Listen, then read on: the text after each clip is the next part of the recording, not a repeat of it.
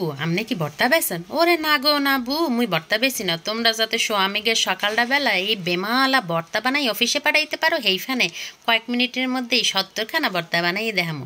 ভর্তা দিয়ে পেট বইরা ভাত খাইয়া যদি পাত গ্যাস হয়, এই যে এটা কোনো সমস্যাই না। কাঁচা ডাই লবণ মাইখা খাইয়া এরপর উইয়ে থাকবা। টাকা দিয়ে ওষুধও কেনা লাগবে না। ওই একটা সময় একটু খারাপ যায়, 2 নাম্বার থেকে ফিরাইয়া উপুতাইয়া হুইয়া ফ্যানটা সাইডে থাকলেই দেখবা যে ওই খারাপ সময়টা সোহের পলকেই এইবার সোহের পলকেই চললে যাইবে। সেই ফ্যানে কি নিজে সকাল রাত করে ভর্তা খাওয়া বাদ দিয়ে দিতে হইবে? আরে হেইয়া তো বাদ দেওয়া যাবে না। সেইখানে কিন্তু হগল পদের ভর্তা এত অল্প সময় বানাই হেলাইছি। তা হগল পদের ভর্তা বানামু, রসুনের ভর্তা কিরফানে বাদ দিমু। সেইখানে এই রসুন আর কাঁচামরিচটা সুন্দর মতো টাইলে লইছিলাম, চাইছিলাম রসুনটারে কাঁচাই ভর্তা বানামু। তো স্বামী কয় না ভাইজালো, হেইতে ভালো গেরা নাইবে।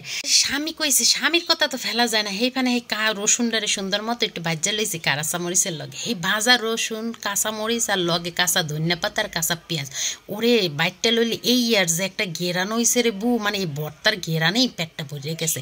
হেয়ার পর লইলাম কালো জিরা ভর্তা করতে। কালো জিরার লগে রসুনটারে দিয়ে একটু হালকা করে টাইলে লইছি। তোমরা আবার কালো জিরাটারে বেশি টালতে যাও না, হেলে কিন্তু ভর্তা তেতা হইয়া যাবে। যাই হোক, কালো জিরারে বাইটটা সুন্দর মতো একটু কাঁচা পেঁয়াজও হালকা করে বাইটটা ওই যে প্রথমে পেঁয়াজ মরিচ বানাই রাখছিলাম হেয়েতে একটু দিয়ে সুন্দর মতো মাখলে জাকলেই কিন্তু কালো জিরার ভর্তাটা একেবারে রেডি হয়ে যাবে। আর এটা হাত দিয়ে গ্যাস পোড়ামো। হেয়াতে আবার আলু সেদ্ধ করে রাখামুকে সুন্দর মতো আলুগুলারে পাতলা পাতলা করে কাইটটা তেলের উপর বাজ্যা লইলে একেবারে যে কি সুন্দর ঘেরান। হেয়ার পর হেয়ার একটু হাত দিয়ে চটকাইয়া হেয়ার পর হেই যে পেঁয়াজ মরিচ মানে মাইখা রাখছিলাম হেয়ের মাইখা লইলেই কিন্তু হইয়া যাইবে।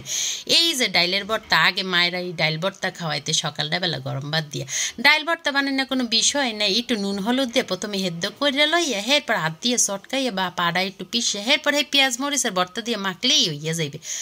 আরে আল্লাহ, ডিমের ভর্তা খামো না আন্ডার ভর্তা খামো না, হেইয়া কি হয় নাকি? 2টা আন্ডা সুন্দর মতো হেদ্দ করে লইয়া হেয়ার লগে হেই যে পেঁয়াজ মরিচের ভর্তা বানাই রাখছিলাম হেয়া মাইকা জুইকে লইলেই কিন্তু এই যে আন্ডার ভর্তা একেবারে রেডি হয়ে যাইবে। এই শীতকাল চলে আইছে, এই যে টমেটো ভর্তা খামো না হেইয়া তো কোনো কথাই হইতেই পারে না। 4 টমেটো সুন্দর মতো বাইজে একেবারে চেটকাইয়া ভর্তা বানাই লইছে আগেই কড়াইয়ের মধ্যে। হেয়ার পর পেঁয়াজ মরিচের ভর্তা দিয়ে মাহাই লইলে কিন্তু এই টমেটোর ভর্তা হইয়া যাবে।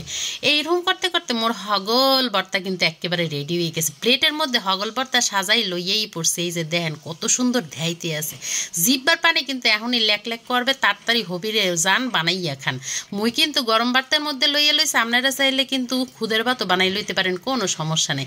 এখন একটু একটু করে ভর্তা দিয়ে মাখমু আর খামু, এই স্বাদ কি কোনোদিন বলা যায় মোর বুবু দাদুরা? তা মোর ভিডিওটা যদি আজকে কোনো দিক দিয়ে একটু ভালো লাগে তাহলে লাইক কমেন্ট শেয়ার দিতে কিন্তু মোটেও বলবা না।